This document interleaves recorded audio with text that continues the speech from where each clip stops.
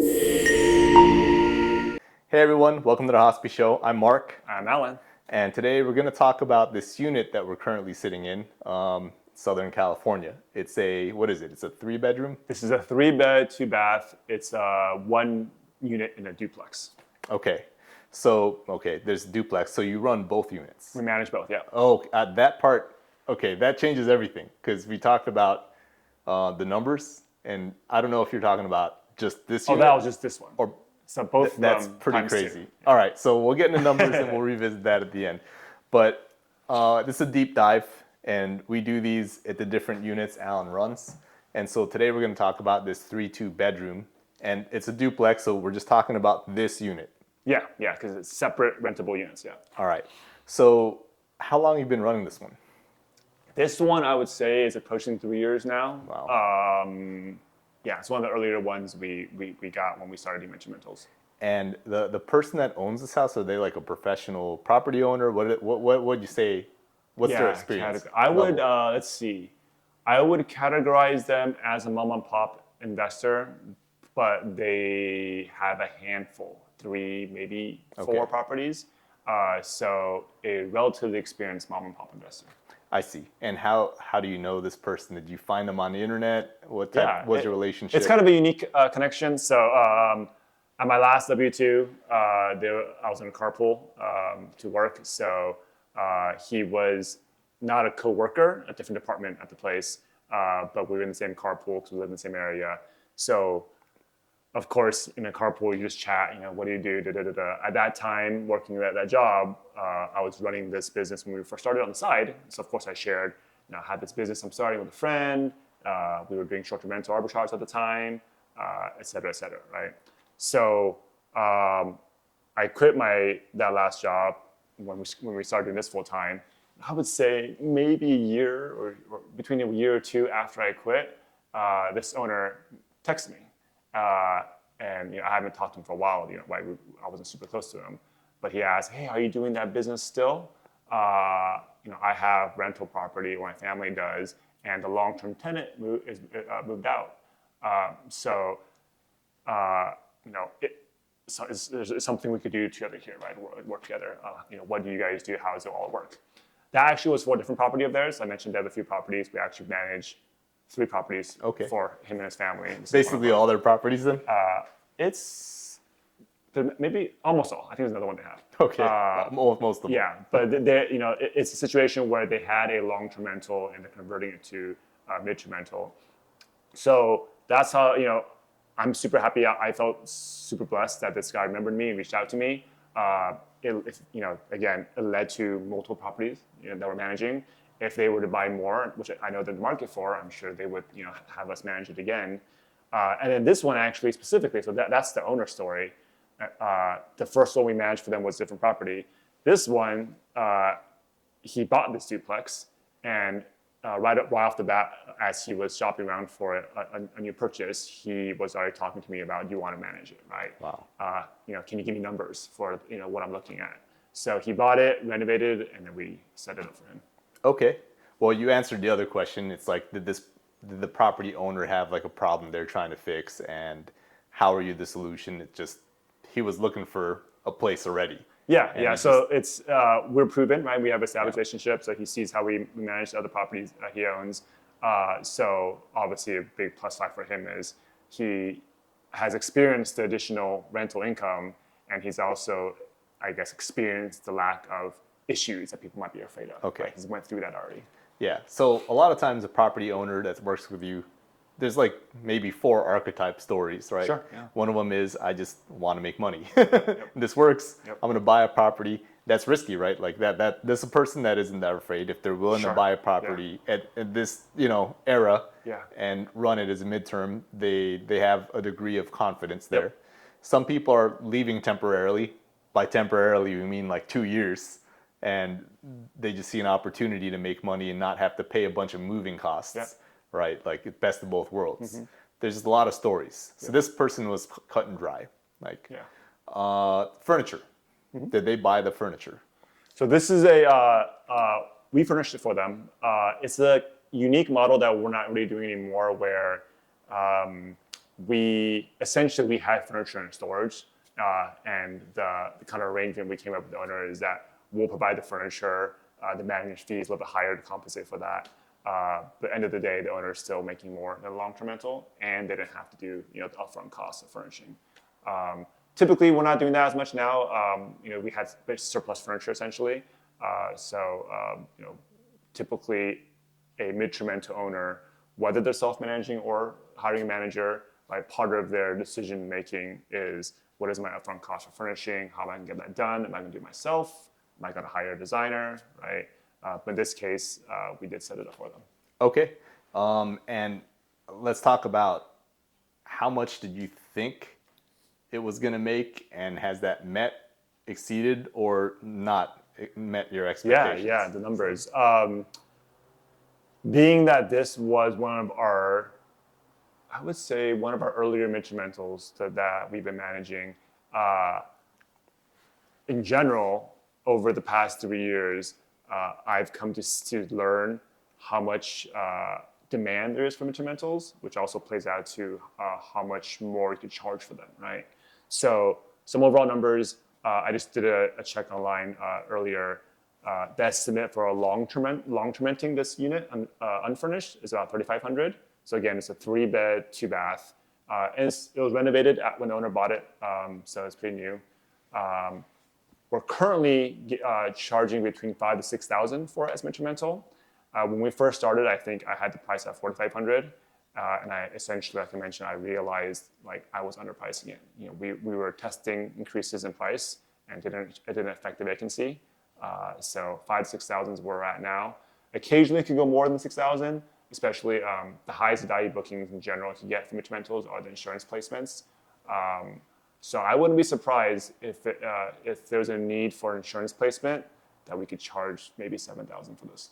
Okay, wow, that's quite the change, like 25% increase from what you thought in the past, right? So you mentioned, well, this is a unique property to me in the sense that it's 3 bedrooms. Yeah, larger. It's larger, Yep. so you're not looking for travel nurses here. Yeah. Like insurance people is what you're Yeah. primarily seeing. So the most common tenants who stayed at this property, or properties like this, the insurance placements. So again, if you're not familiar, it's people who have damage to their home, and their home insurance is covering housing for them while their home's being repaired. Similarly to that is if a family is doing renovations on their home, extensive enough renovations where they have to move out, they want to find something close by, for work and school while their home is being worked on. Those two really are the most common. We have had some, this is kind of close to the ocean, so it's nice in that sense. You kind of feel the ocean breeze. So we have had some people stay here for kind of vacationing purposes. Yeah. Because they like the area. Okay, and well, we mentioned that there were insurance placements. I had a thought and I lost it. Here it was. I found it. Here it is, rather. So because they're insurance placements, this is not the standard one studio, so I have to do a little more thinking as we're talking. If we're off script, they're staying for a longer period of time then, right? Yes. So what we have here, which is hard to wrap your mind around for me, I think that studios, for example, have the lowest vacancy rate. I come from the short-term world, and that's true in the short term. Like studios are generally high, right? One bedroom. Yeah. The more bedrooms you have, the more vacancy you have. That tends to be true in the short term. But you told me that here, this is one of the least vacant units you have. Is that correct? Yeah. In general, what we found is our larger homes, like these 3 bedrooms, tend to have a lower vacancy. Yeah, so again, it seemed counterintuitive with short-term rentals. The reason, though, is because of the longer stays. So when you have vacancies with mid-term rentals, it comes down to all the gaps between each stay added up, right? So you have 5-day gap here, a 7-day gap here, right, between your bookings. So if you imagine you have, on average, 1-month bookings throughout a year, even if you optimize it really well and you have like 2-3-day gaps between each one, that still adds up, right? But let's say for a 3-bedroom, you have, for this one and our other 3 bedrooms, I would say our bookings tend to be 3 to 6 months for a 3-bedroom. That's pretty awesome, yeah. So if you have a 6-month booking, even if it's like a 1 or 2 week gap between it, that's the whole vacancy for the year, right? 1 or 2 weeks. Yeah. So the longer stays means less vacancy. Okay, well, let's go back to that 6 month thing. Yeah. I want to test something at the end. We've talked about all the subjective narrative Yeah. type of scenarios here or information. Yeah. Let's dive into the numbers. Yeah. I've already done the numbers on what this place would make if it was renting long-term Sure. based on your market research. Yeah. Already with the 10% fee on a property manager.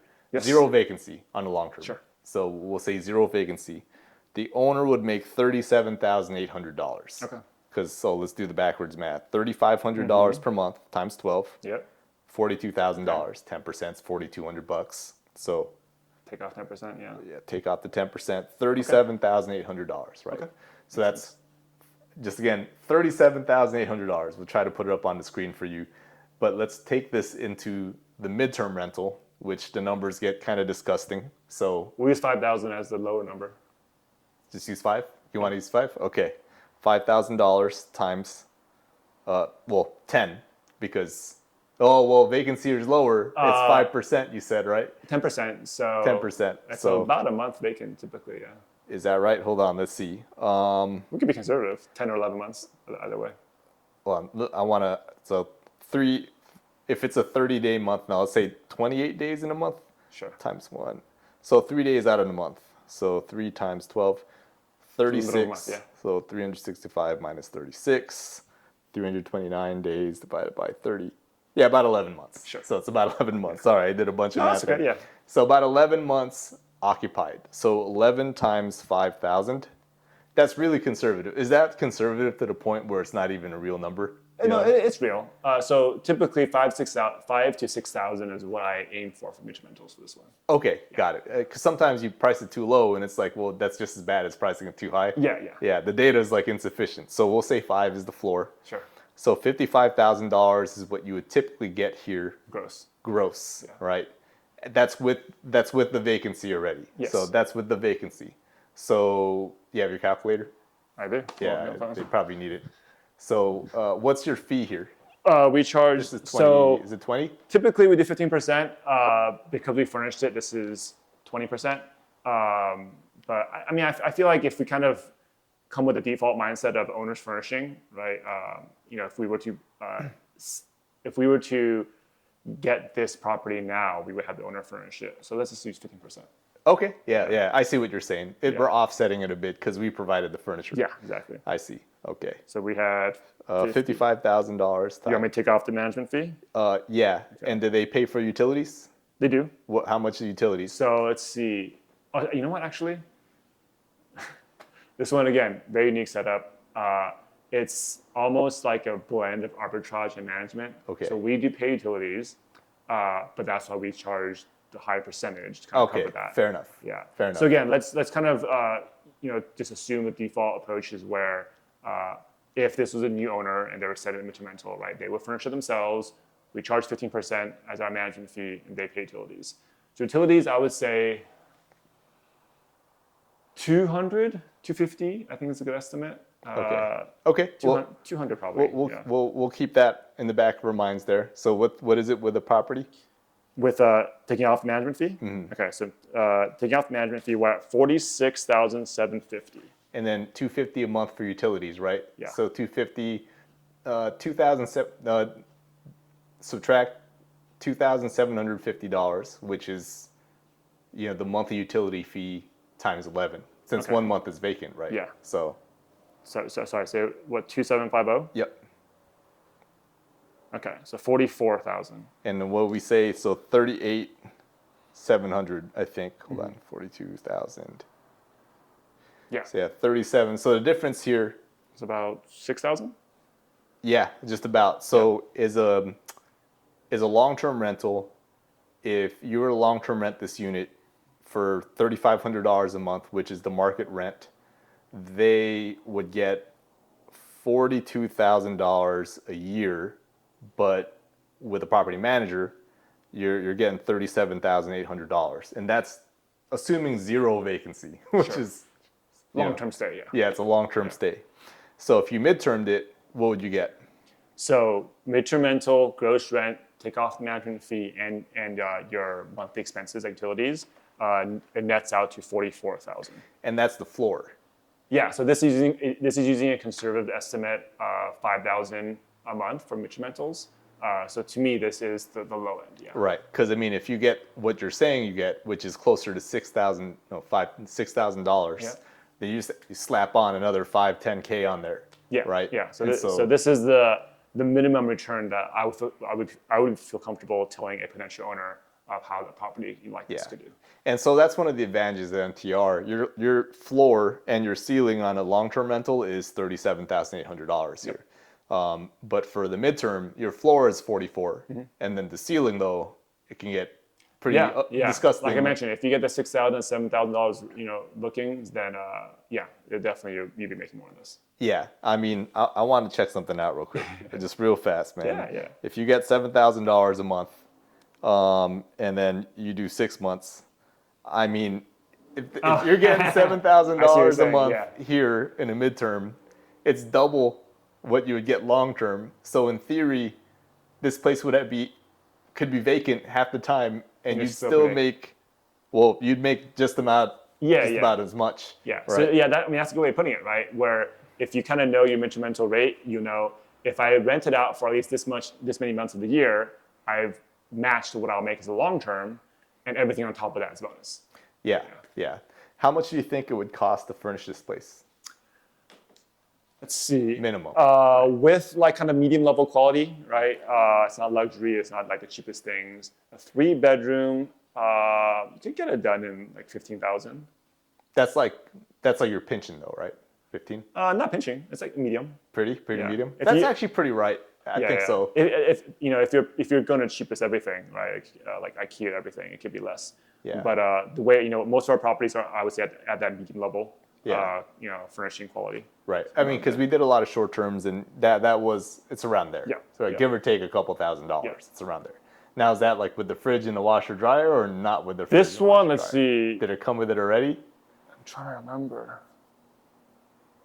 I can't remember. Only adds like another $1,500 anyways. Yeah. So we might have got the washer and dryer, but I think the fridge was here. Yeah.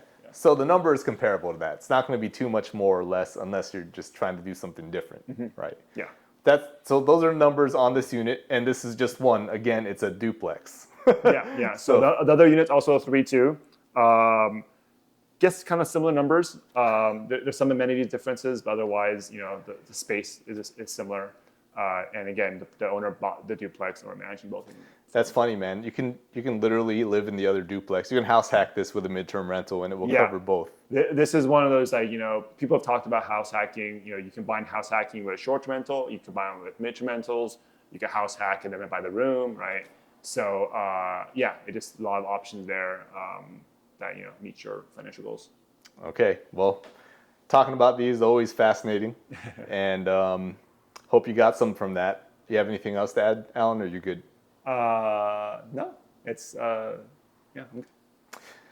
Well, like and subscribe to the channel. Hope you like these deep dive videos, because I do. I mean, I love talking about numbers and why people will let us do this, because it helps you understand what we do and whether or not you can do it on your own. So we'll see you in the next one. Take care now.